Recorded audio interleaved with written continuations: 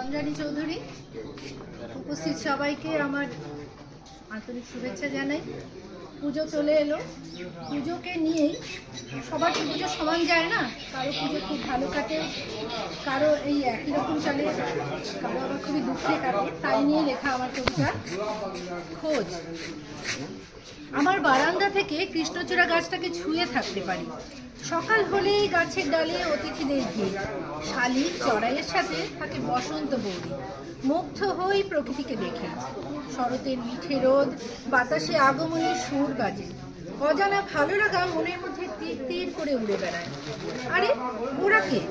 গাছের নিচে বসে আছে একটা পরিবার, একটি শিশু ও তার বাবা মা, চোখে মুখে ক্লান্তির ছাপ। ওরা কাজ হারানো নিঃস্ব মানুষ, দেশের এক প্রান্ত থেকে অন্য প্রান্তে ছুটে বেড়াচ্ছে কাজের সন্ধানে। পথ চলতে চলতে বিধ্বস্ত মানুষগুলিকে ক্ষণিকের আশ্রয় দিয়েছে কৃষ্ণচূড়া। একটু পরেই উঠে দাঁড়ায়, যেতে হবে অনেক পথ। কাজ চাই, খাবার চাই, আশ্রয় চাই। ওদের জীবনে গ্রীষ্ম শরতে ভেদাভেদ নেই, নেই আগমনের সুর, শুধু আছে খোঁজ, কাজের খোঁজ, খাবারের খোঁজ আর এক টুকরো আশ্রয়ের খোঁজ। নমস্কার।